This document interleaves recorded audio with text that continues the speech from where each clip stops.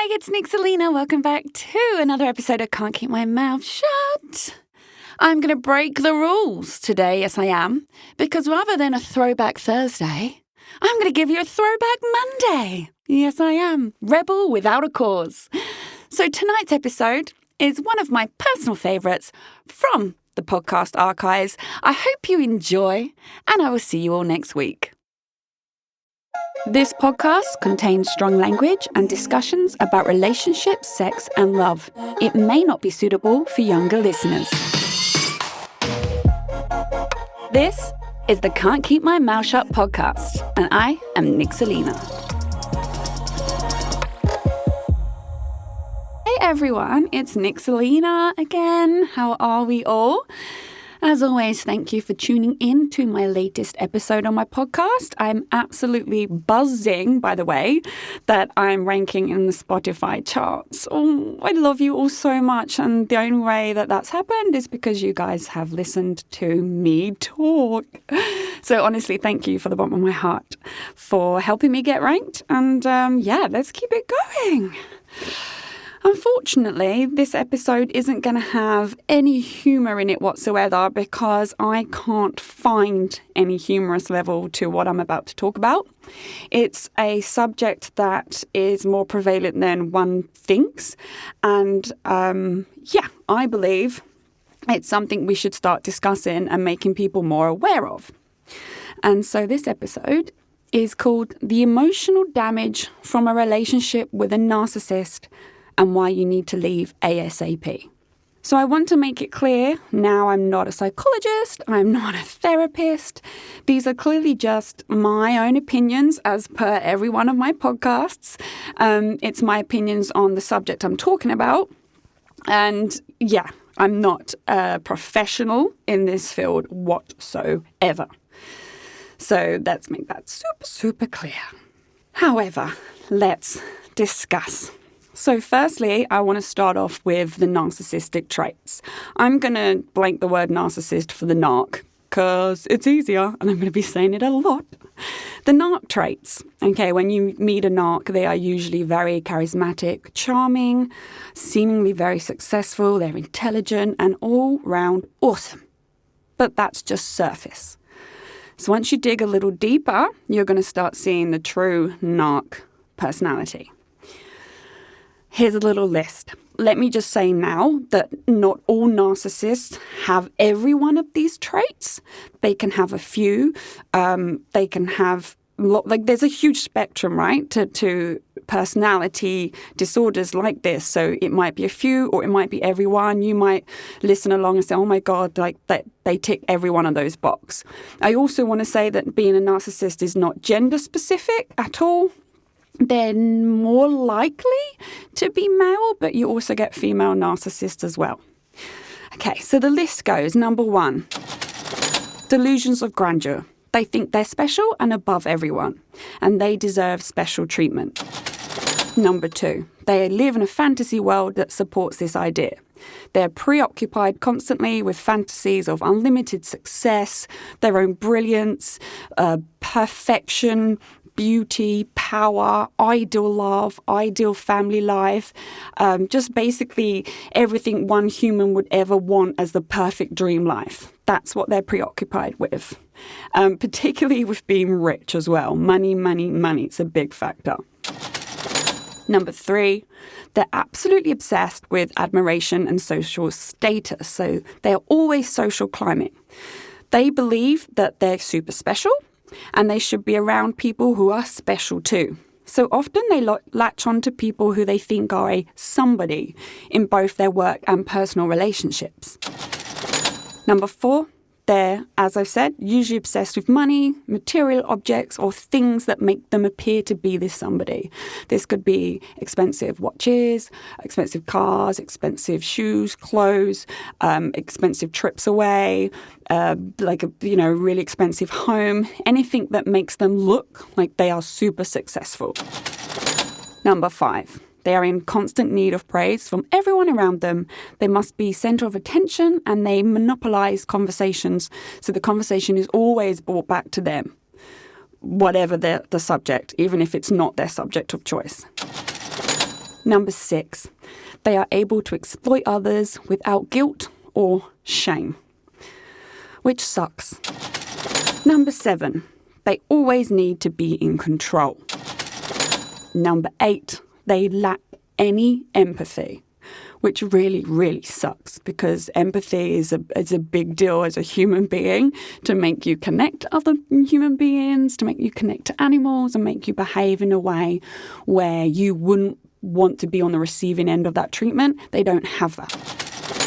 Number 9, they prioritize power over real intimacy. That is especially true in personal relationships, but also true in work relationships. Number 10, they are prone to rewriting facts and truths to suit their narrative. This also leads on to gaslighting, which I'm going to be talking about later on in personal relationships. Number 11, all relationships are superficial and they're there to serve them a purpose. That's really important. Every relationship serves them a purpose. Number 12, there'll be big highs and there'll be big lows with the narc. They're pretty fragile, they're insecure, their self-esteem is completely dependent on external validation. So if they're not getting that validation or they don't feel that they're special anymore or perhaps work hasn't gone their way, you're going to get a really big low. People often think narcs are just constantly positive, high people. No, it's not the truth. Number 13, there's displays of arrogant behavior. This is part of their delusions of grandeur about themselves. They're very arrogant because they think they're above everyone else or they're better looking than anyone else. And that will start to come out in their actions and words. Number 14, they constantly believe people are jealous of them because obviously they're so special. Or they're always jealous of what everyone else has. They want what everyone else has got. What they have isn't enough. Number 15, there is chronic emptiness with a narc, boredom and restlessness, particularly if nobody's around them at the time, offering admiration, validation, and just general attention. Number 16, they are prone to both cheating and lying, unfortunately, which really sucks. Okay, so this list is by no means a complete list.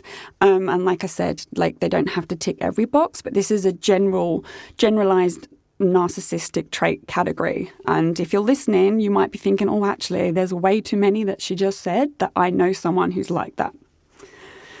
So before I move on to being in a relationship with a narcissist, because that's what I'm focusing on with this episode, I want to first detail that 1, narcs usually prey on empaths for that personal relationship bond because empaths are so giving and so loving.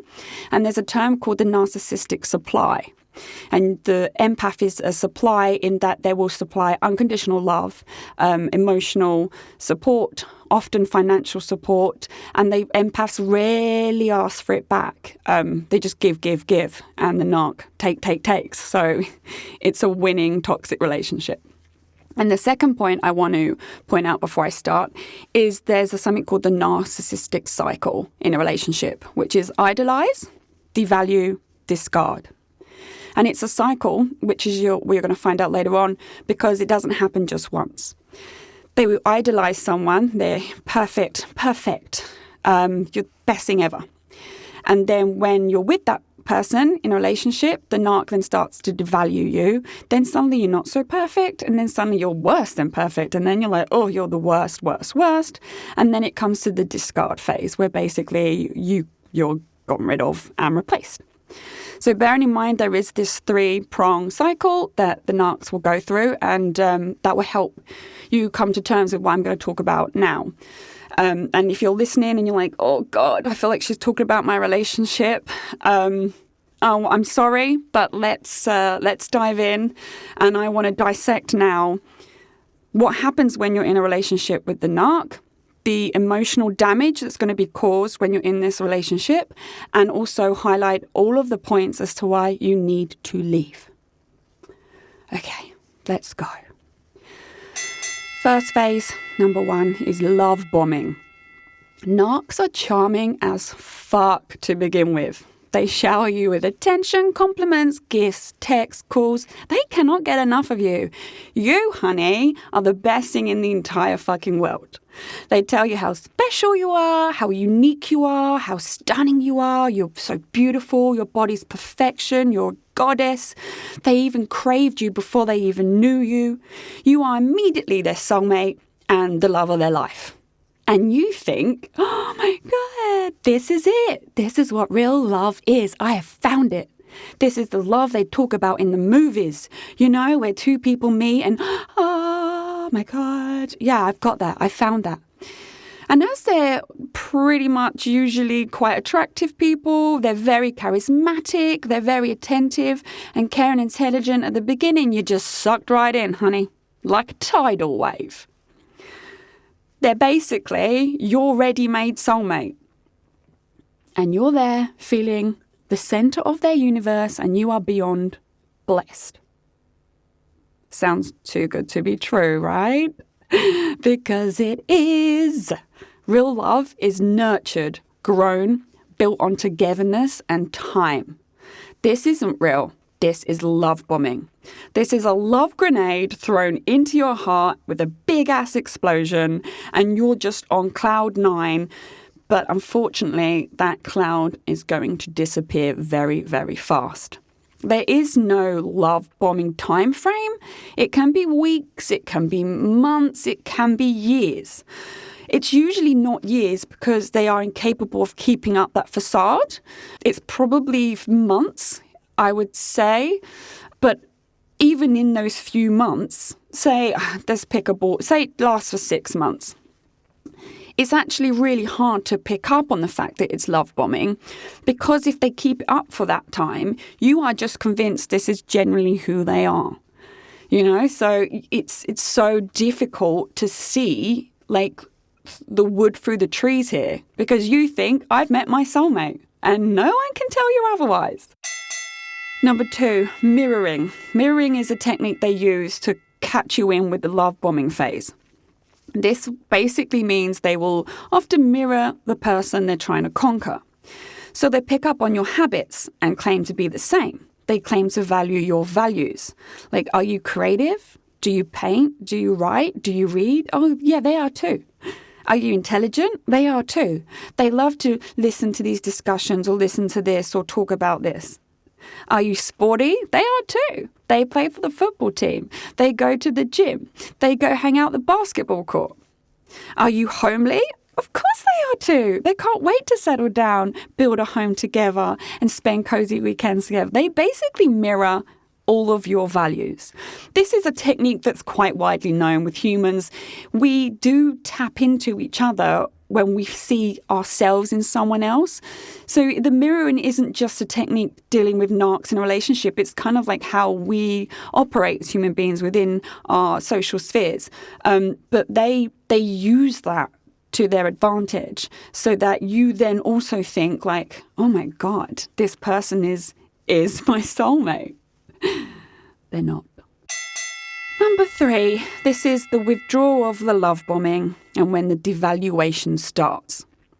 As soon as they realize they have you, like hook, line and sinker, things change.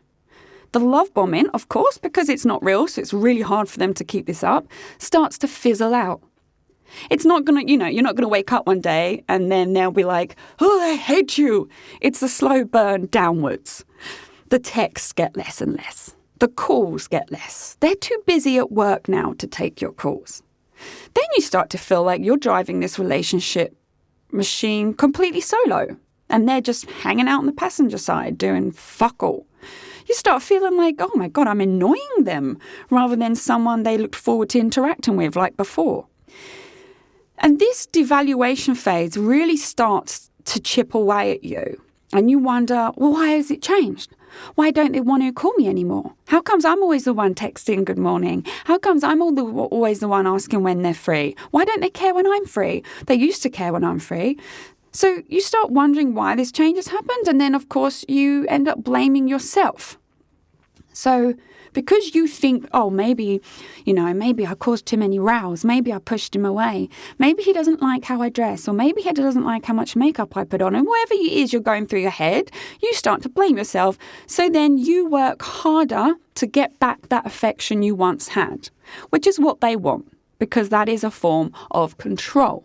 And of course, you're going to go excess in your admiration, attention, affection, because you're trying to get them back to the way they were before. So then they just get their supply tenfold, which feeds what the narcissist needs to function.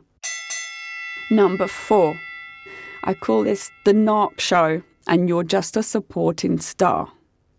You may start to realize everything is evolved around them. Their wants, their needs, their time, their habits, their conversations. You start to realize that whenever you try and discuss something about yourself, they switch off, have zero interest, look away, look on their phone, watch some TV, or they use a segue comment to then revert the conversation back to themselves.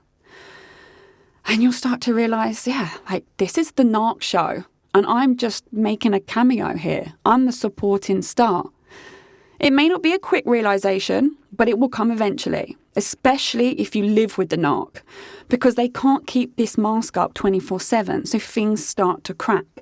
And of course, because they've already got you now, and the love bombing phase has disappeared, and they're in devaluation stage, they kind of don't care about showing their true face. So everything is evolved around them. I'm selfish, so what? Get used to it. And you're like, oh, this isn't who I thought you were. But you're way too in it at the moment to be able to step back and say no. And if you try and put up boundaries, good luck with that. Number 5, feeding off your love, compliments, and affection. So even though they're devaluing you, even though they're making everything about them, I want to be super clear that they adore how much you love them. They live for it. They can't get enough of their own reflection in your eyes. Because after you've been love bombed, you genuinely think they're the best human on the planet, and they adore that reflection of themselves in your eyes. And that's a real key thing to remember. So you will stick by them when most would run a mile. You forgive major problems repeatedly. You might pick up on lies, perhaps you pick up on cheating, which I'll come to later on, but you'll sweep it away when they start telling you their lies and making it all sound okay, because you are so madly in love with them that you don't want anything to ruin your happy little bubble with your most amazing love of your life, Narc. You'll probably also emotionally and often financially support them without much back. You just basically offer a shit ton of praise, a shit ton of adoration, affection. You are there giving them everything they want and need, and they feed off of it. And this is especially true if you are an empath, because empaths usually offer unconditionally without asking for much back, which is just even worse. Number 6, their obsession with persona, social media, and social status. So along the way, you may start to realize that they're actually super obsessed with how they're viewed to the outside world, especially on social media. They're obsessed with being somebody.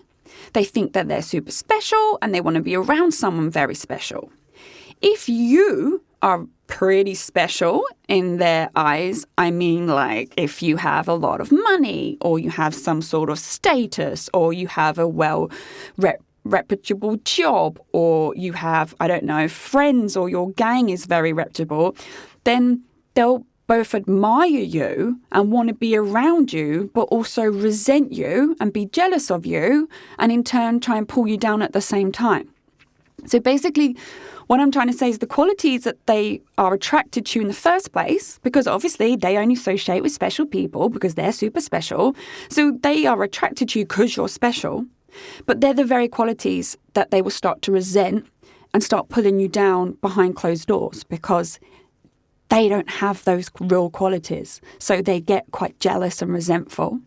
It's not fun to be that person, but you just have to basically remember that, okay, I am actually genuinely, authentically, this person. I have this in my life. And you have to try and separate that from the narc's need to pull you down to their level.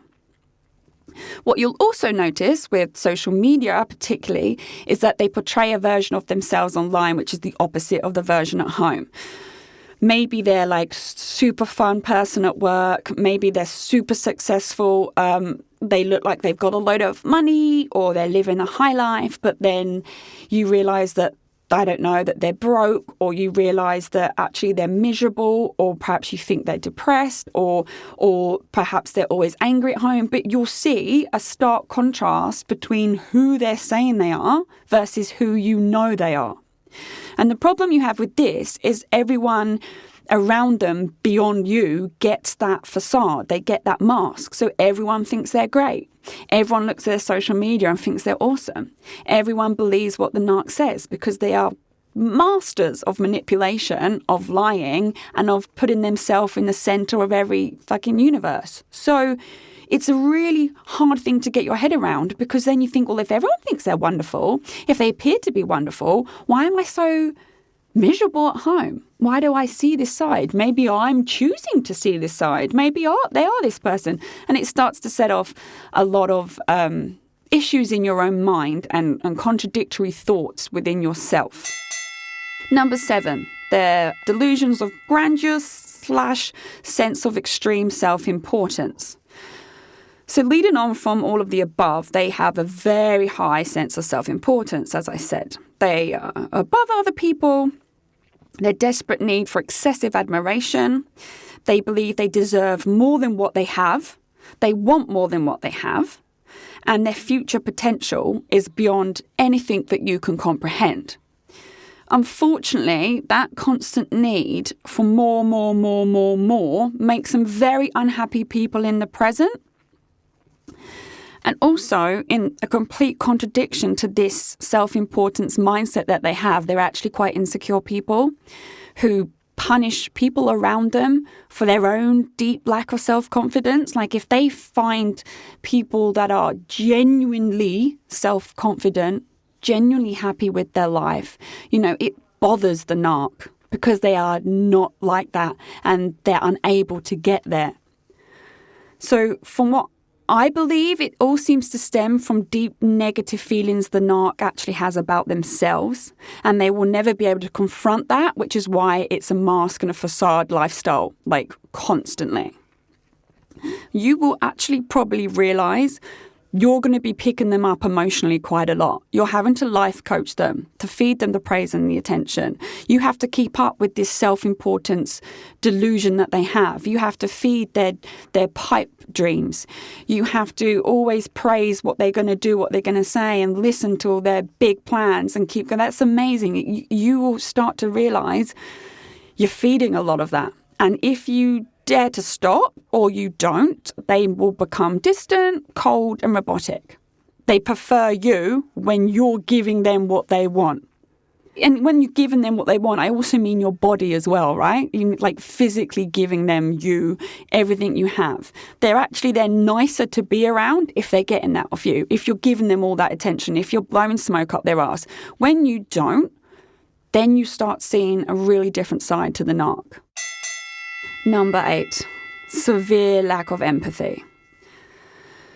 So let me just make this clear. A lack of empathy or a lack of being able to comprehend what someone else is feeling is a hallmark trait of a narcissist. They don't comprehend any emotion attached to someone else. So this is how they can so easily do bad things to you, say bad things to you, or treat others around them badly. There is zero empathy. And this lack of empathy is part and parcel of why you become so damaged. Because the lack of empathy causes your home space, which is supposed to be peaceful and calm and happy, it will become miserable, dark. It will be an argument-filled space where you are left unheard, unseen, frustrated, upset, devalued, neglected. It's pretty much emotional abuse, if I'm honest. And with the lack of empathy, what this also means is if you ever try and tell them how you feel or point out any of their mistreatment, you are going to have one hell of a fight on your hands. They are not okay with facing any of their own bad behavior. It will always, always, always, always be your fault. Because of their lack of empathy, they will never focus on how you might feel or what they've done to you. They'll either flip it to ensure all blame is on you or deliver empty, hollow apologies, such as, well, I'm sorry you feel that way, but, or, okay, yeah, all right, I messed up, but, which is totally not genuine. You're left miserable, constantly defeated. You're feeling blamed for everything that is wrong in both their life and then in your life together. And your self-esteem starts to decrease and your insecurities start to rise. So this lack of empathy is a huge issue. What it also means as well is they will be able to do really shitty things to you that you would never comprehend that they can do. And it will often come out of nowhere. 1 minute you're fine and you think life is great, and then they'll do something or say something and you're just thrown off. And you're like, but why? How could you do that? How could you do that to me? I don't understand. I don't understand. It's because they have no empathy for how you feel. So whatever they choose to do in their life will serve them. Any situation they want to be in has to serve them. It suits their needs. And if you get hurt in the process, they don't care.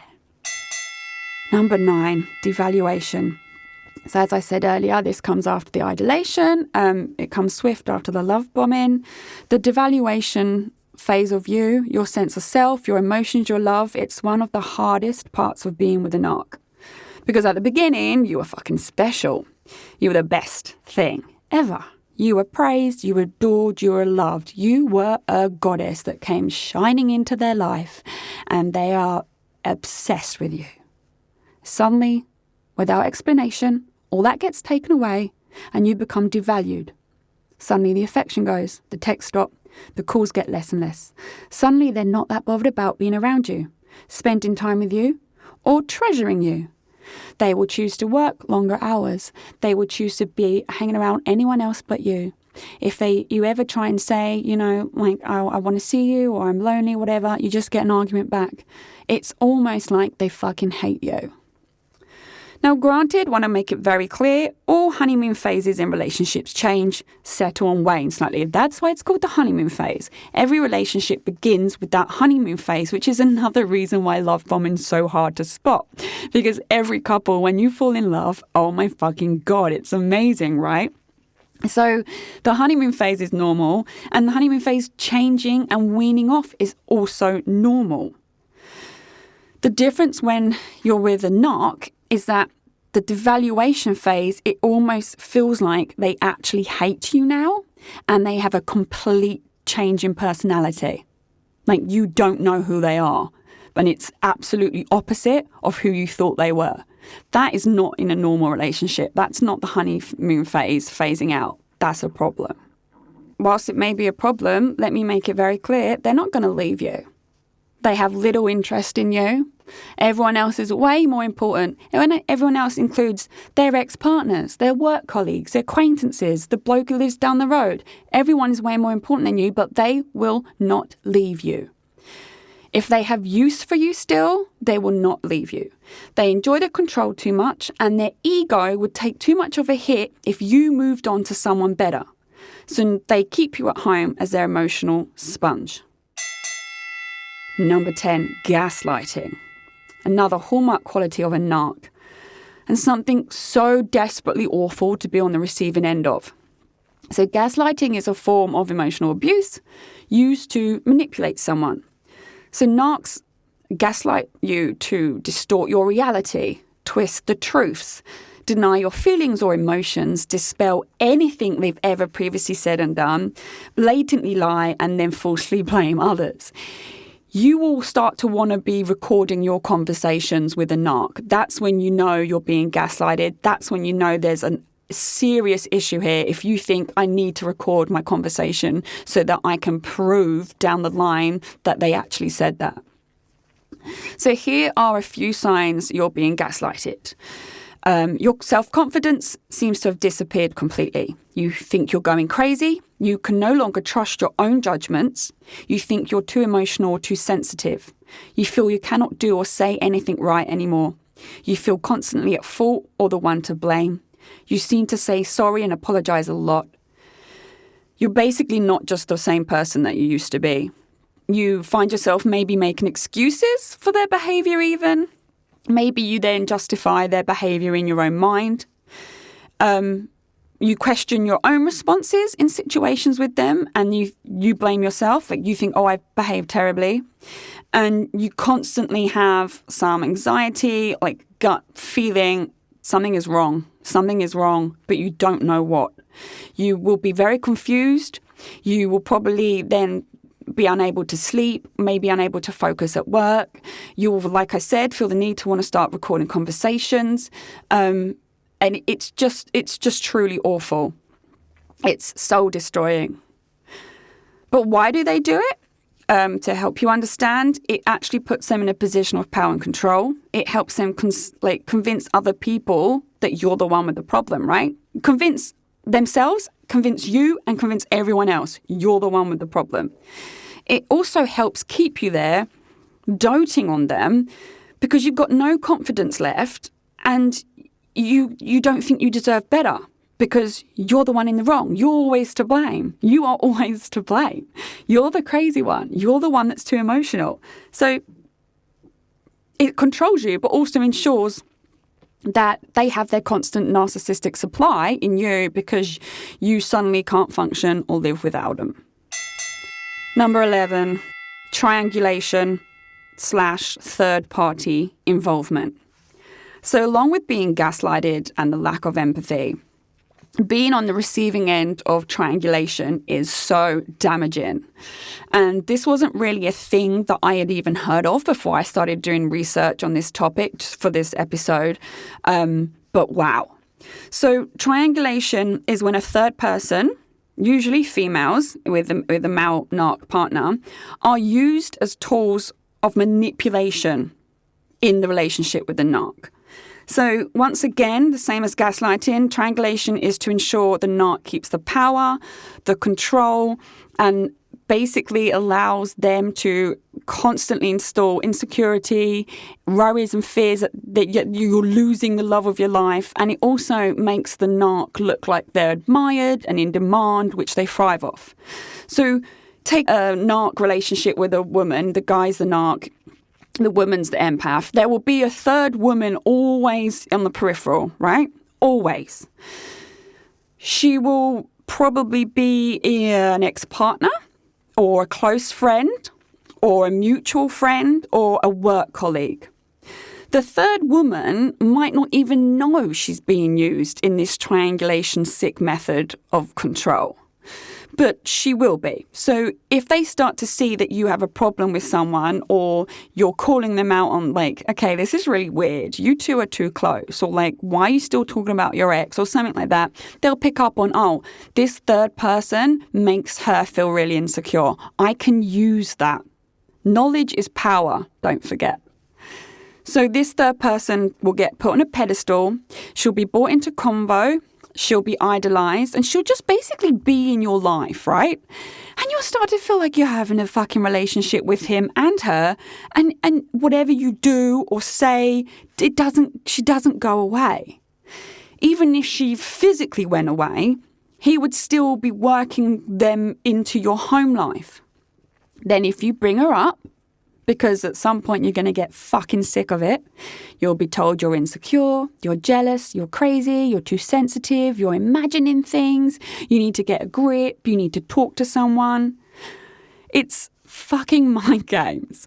A narcissist enjoys using the triangulation as a mind game. It gives them the power and control over you. It makes them feel fucking awesome. They're superior. They've got people competing. They've got you at home getting rageful and jealous over this other woman. They've got this other woman who thinks they're fucking awesome. And that all gives them the validation and approval of themselves that they're the fucking shit. They don't care how much it hurts you. Number 12, flying monkeys. I don't know if you've seen the movie The Wizard of Oz, but the Wicked Witch of the West, the green-faced one, I think she's deeply misunderstood, if I'm honest. She sends her flying monkeys out to do the dirty work for her. So this is basically where this term comes from this one movie. So if you haven't seen it, maybe you'll have to Google a clip on YouTube. What the narc does is enlists the help of others around them and others around you to aid in their campaign of bringing you down while bigging themselves up.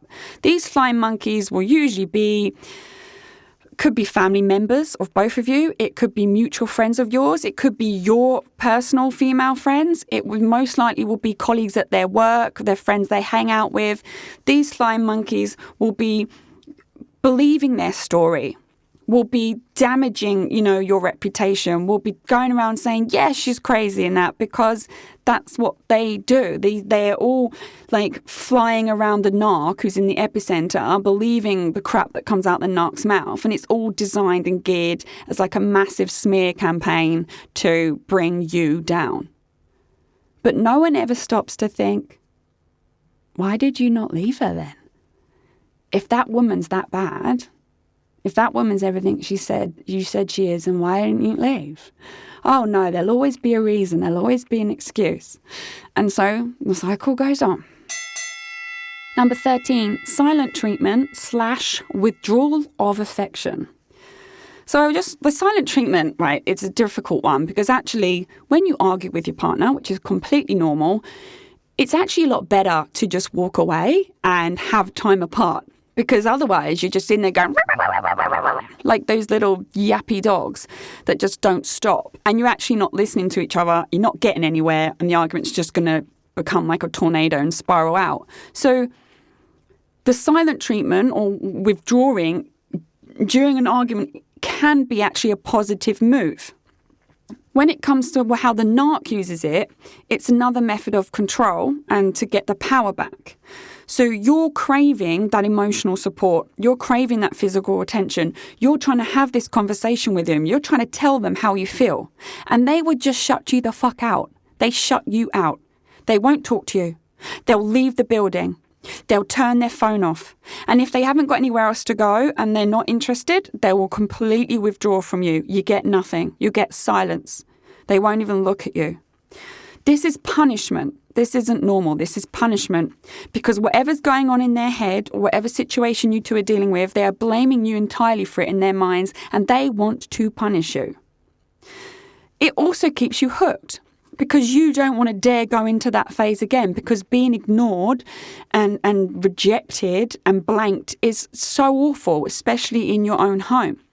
So it keeps you hooked, trying to be the good person, trying to always be what they need so you don't get to that phase. Number 14, dangling carrots. This is another common analogy where you have the donkey, the person ties a carrot just in front of the donkey's face. The donkey tries to get the carrot, walks and walks and walks and walks. However long he walks, the carrot is never getting any closer to his face, okay? The narcs use this method to dangle things in front of you, things that you want and expect in your relationship to keep you hanging on, to keep you there. These are usually promises of vacations, future plans, maybe traveling the globe together, maybe buying a home together. And of course, the two big ones is marriage and children. So they'll pop these in pretty soon into your relationship. They'll definitely talk about it in the love bombing phase, and then things will start to taper off. But whenever they feel like perhaps they're losing you or they've devalued you a bit too much and they're not sure, where you're at, then they just pop a carrot in again, bring it back round, make some more empty promises, and you start feeling like, oh yeah, okay, he's fine, he loves me, and maybe I was just imagining things. But if you take a look at the whole relationship, you'll start to realize that these things were never going to happen. They had no intention of delivering on any of those values.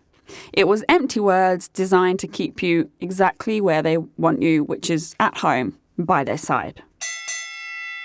Number 15, trust issues / cheating elements start to pop up. You'll start to notice they're more secretive of their behaviour. They'll maybe work later or start work earlier. They'll never be home. Maybe they'll start working more at weekends. You'll start to notice women popping up on their phone or on their social media. You'll start to feel angst, panic, worried, hurt. You'll have a constant sick feeling in your tummy 24/7. If you ever try and address these concerns of these other women, who are they? Who is that? Why are you following her? Who is this person texting you? Where have you been? Why are you working so late? It will always be flipped back on you. You need to understand, you are never going to get the truth from this person, and you're never going to win these rows. You'll be called crazy, insecure, jealous, probably told you need therapy. You'll be told that your past relationships have damaged you, or that, I don't know, your family upbringing has damaged you. They'll find reasons to make you the problem rather than being able to address, like in any adult fashion, what the fuck they're up to, basically. If you do catch him red-handed, actually cheating, it will be your fault because you made him angry, because you're so crazy at home, because you're such a mess of a woman, because you're always sick, because you're too emotional, because you don't have sex enough and they got a high sex drive. Even if you catch him red-handed, honey, it will still be your fault. You'll be the problem. You are the reason they cheated. Always. If you don't catch them red-handed, but you've caught them, but you still don't have quite enough evidence, they will definitely always sweet talk it round. So it will be, oh, she's just a friend at work. Oh, I told her to stop texting, but she didn't. Oh, I was just perving on Instagram. All men do that, don't they? It's innocent. I'm just a bloke. That's what blokes do. Oh, it was just texting banter. It's not flirting. What's wrong with you? I'm allowed to have female friends. You need to seriously sort yourself out. I don't have a problem with you having male friends. You'll get all of this, right? And there might be legit words in there. And that's half the problem, because you might be thinking, shit, maybe I am too insecure. He should be able to have female friends. Maybe everyone does look at naked women on Instagram. And you start to question yourself, and it keeps going and going and going, and they carry on doing what they're doing. Number 16, it all induces anxiety or depression or panic disorders. So, given all of the above that I've just said, you can now easily imagine that the person on the receiving end in this narcissistic relationship has become a stress-filled, anxious mess. So this person on the receiving end is probably going to start having sleepless nights, not able to eat properly, panic attacks, anxiety spells, breakdowns, crying spells, screaming matches, maybe starts throwing stuff in anger. There will be these huge waves of serious anger and frustration because they are in this god-awful toxic relationship. Then there'll be moments of utter fucking sadness where, like, you know, you basically just can't believe you've got here. You don't know who this person is anymore. You don't know who you are anymore. It's really fucking awful. What this will do, though, when you start behaving in this way, this will demean you more in their eyes because they don't like signs of weakness. They don't like sick or emotional or unstable. They don't want that at home. And more as well, they don't want the stress. How can you be their constant supply if you're a broken woman? It's a big turn-off. So rather than any true empathy, which we know they don't have, they're like, ugh, you're a mess. They don't care. They'll then use your current state against you, saying how concerned they are about you. They'll make your current state the main focus, not what caused it. Not what caused it. And that's a key point. Your reaction will always be the problem, not what you reacted to. Your current breakdown will always be the problem. Oh God, you just can't human. Not the reason why you're breaking down. There is never any focus on why you are the way you are or why the situation is happening. It's just how you reacted or what you're now doing that they focus on, which puts all of the blame on your shoulders. And my God, can you imagine that burden? And you know what the sad thing is all you ever wanted was that man to just love you properly. But you just had no clue that you were asking the wrong human for all the right things. Think about that for a minute. Number 17, you become someone you don't recognize. Re everything I just said. The worst part of this is you become exactly who he's claimed you are. You become a broken, insecure mess of a woman. You probably used to be super confident, happy, positive, full of energy. Now, you don't even recognize you. You're constantly spending most of your time trying to find out what the fuck he's up to, who he's with, whether he's lying to you. You're trying to catch out any lies. You're looking on his social media for any signs that he's not where he is or not who he is and not where he says he is. You don't know where his money's going. You don't actually know if he's at work or not. You don't even know if he's happy anymore. You don't think he loves you anymore. You think he hates you. You don't even know if he wants a future with you. It is exhausting. Then because you hate the woman you've become, and because you've become the woman he said and claimed you are, you have self-hatred that perpetuates even more insecurity in you, more low self-esteem, more pain, and then more worry that he's now going to cheat. And so it goes on. Number 18, if you try to leave, it's back to idolize, devalue, and discard cycle all over again. You leaving them is not an option, right? Let's make that very fucking clear. You cannot leave a narc. Narcissists have to be the one to leave you. And it's usually only once they've got a second person already waiting in the wings, so they have a new supply. Narcs can't handle you leaving. They'll throw tantrums, they'll cry, they'll throw fits of rage, and then they'll idolize you. If they think they're losing you and they can see some strength left because they think they've stamped it all out, if they think, shit, she's actually going to leave, then you become back the main supply. You are then everything that they always wanted. They're back to fake promises. They freak out. You cannot leave a narc. You cannot leave a narc unless they have a replacement, which is another reason why narcs are so highly likely to cheat, right? Because their ego is so it's non-existent. They constantly need admiration from women, from other people. So they're more likely to want to fuck around and get women to adore them because that's how their ego is nourished, right? So if you're trying to leave the narc and they don't have another supply, that's expect war, is all I can say. Expect emotional war. And you are going to have to show some serious fucking inner strength. And honestly, I'm not surprised that most people go back because it is so painful. So what they then do, they then become everything you thought they were. They then love bomb again. And then this leads me on to my next point. So number 19, there's massive grandiose gestures of changing, getting help, and then they realize your worth. So they suddenly offer massive gestures of change. So they might say they'll get help. They might say they'll have therapy. They might suggest couples counseling. They might go and buy you something really expensive. They might take you somewhere really special. They might book a weekend away. They might do a big grand gesture for your family or your friends. They are love bombing you all over again. They'll make more promises. There's more carrots dangling. And then they revert back to the old ways of always texting, always calling you. They're going to be affectionate again. They'll tell you that, you're one in a billion and you're the best thing that happened to them. And they've been just so blind. And they can't believe that they almost let you go, that they almost let you slip through their fingers. They don't want anyone else to have you. You're amazing. You're theirs. And this is it. This is love. This is it. Right?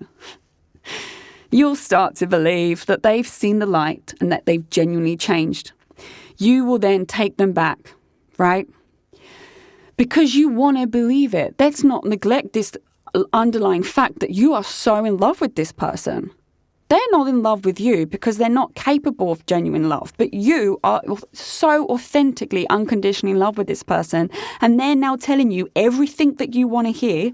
They're now acting in a way that they've starved you of for so long. And they're now saying all of the things that just makes your heart happy. Of course you're going to go back. Honestly, I don't blame you.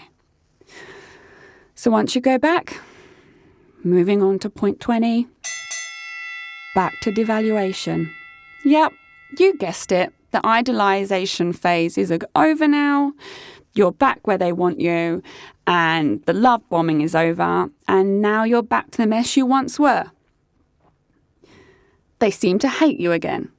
They're back to prioritizing everything and everyone above you again. They're back to checking out other women again, or lying, or becoming secretive again, or there's another new woman that pops up and it's different to the other person, and yeah.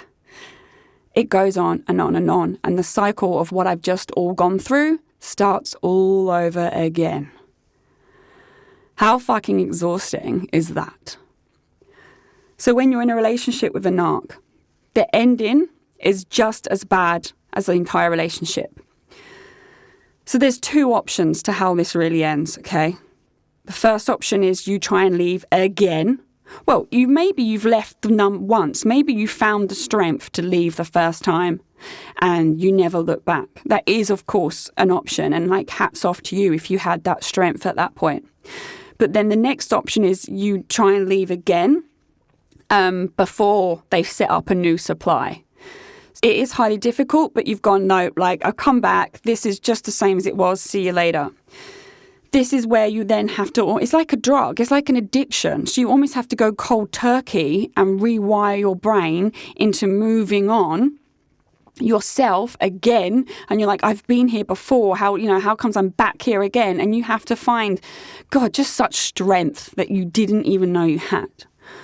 Or the other option is you're the one that now gets discarded and replaced, which leads me on to my final point. Number 21, discard, replace. Once they get a new supply or victim, you're suddenly going to become irrelevant, right? So this is the hardest bit. So if they've taken you back or you've taken them back and you're not leaving, or it's still god-awful, but you're kind of not actually going, the chances are they have lined someone else up even when they're still with you, because they're plan ahead, right? They don't exist without a supply. So then when you eventually separate, they'll appear to move on so fast, as if you never existed. And because there's no empathy, they won't fucking care either. So you're left in the worst pain imaginable, picking up the broken pieces of your entire self, picking your life back together again, mourning and grieving the loss of what you thought was the love of your life. You're grieving so much pain. You're trying to reassemble your own brain, your own mindset, your own personality. And they appear to have walked off smelling of roses, finding immediate love, admired by everyone else around them still, and they've managed to paint you as the crazy, insecure, rage-filled, zero confidence, jealous ex-girlfriend. And that is how it ends. So what can we take away from this? Firstly, if you are in a relationship with a narc, there is no happy option unless they are absolutely 120% committed to some sort of life therapy change. But honestly, narcs don't change, right? So if you are resonating with anything I've said, the choice is you get out. You have to get out. And if you want it to hurt less than the discard and replace, try and find the strength to get out while you can.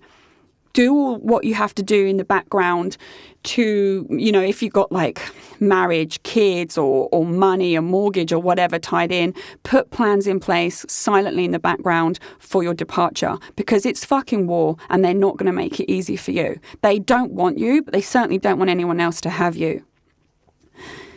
If you leave it to the point you are discarded, expect the worst pain of your life, because they will already have lined a new person up. So not only are you dealing with your own breakup, you're having to deal with the fact that they've already gone out with someone, they've already slept with her, they've already started dating her, and of course, if you speak to them, they'll tell you how fucking wonderful she is and how she's everything you're not, of course.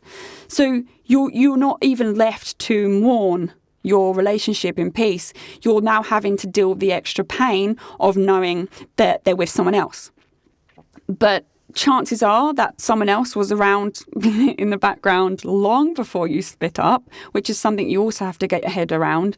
But also, you fixate on them finding happiness, and it makes you so angry, because you're like, hang on a minute, I'm being left with all the broken pieces of this absolute shit show of a relationship, and you're the one that's caused it all, and then you just walked off. It's like they've lit a match, set you on fire, and then strolled off and had a coffee while you burned to the ground. It's so unfair. So I would say the best thing to do is to try and leave before you get to that phase. You need to do your research on narcissistic abusive relationships. You need to speak to someone. You probably need a therapist by this point. You need to do all your research on recovery from a narcissistic relationship. You need to talk to your friends, your family, and just basically build that bridge for you to leave, so that when you do, even if they try and create this war, you're able to separate yourself from it. I would say that's the better option than waiting for them to replace you, because it's just the worst pain you'll ever feel. I know I've talked for ages. I'm very well aware. Whoever stayed listening to the very end, thank you. I hope that this has helped on some level. Need to reiterate, this is just my opinions on this subject. It's definitely a subject that needs more conversation. You'd be surprised at the amount of toxic narcissistic relationships people are stuck in and staying in. And also because narcs are so charming and wonderful, to everyone else, you would never dream of what's going on behind closed doors either. So what I want to say to anyone is, if you want me to do another episode on recovery from a narcissistic relationship, if you want me to talk about really talk about how you get out, if you want me to talk about how you cope after, the healing process, and how it works, please just DM me on Instagram at Nixalina, Nixalina, or you can drop me an email if you'd rather it be anonymous, nixalina@gmail.com. Just reach out to me and say, hey, I want that follow-up episode, and I will do that for you. If not, well, as I said, thank you for listening. Sorry, this is a heavy one. It needs to be talked about. And I hope just one of you listening, this is all really registered with your situation, and you've started to realize that, perhaps it's time to move on. Thank you so much. And I will see you next week. Thanks for listening to the Can't Keep My Mouth Shut podcast. Produced and hosted by me, Nixalina, and recorded in the Splice Cast Studios in Singapore. I'm available to listen to on Spotify, Apple Podcasts, Google, and all major podcast listening apps. Do subscribe to enjoy a new episode every Monday evening. Please do give me a 5-star review. It helps other people also find my podcast. For more content and features to read, you can check out my website, Nixalina.com. That's Nixalina.com. I'm also on social media. Simply search at Nixalina, Nixalina, to find me. Don't be shy. Come say hi.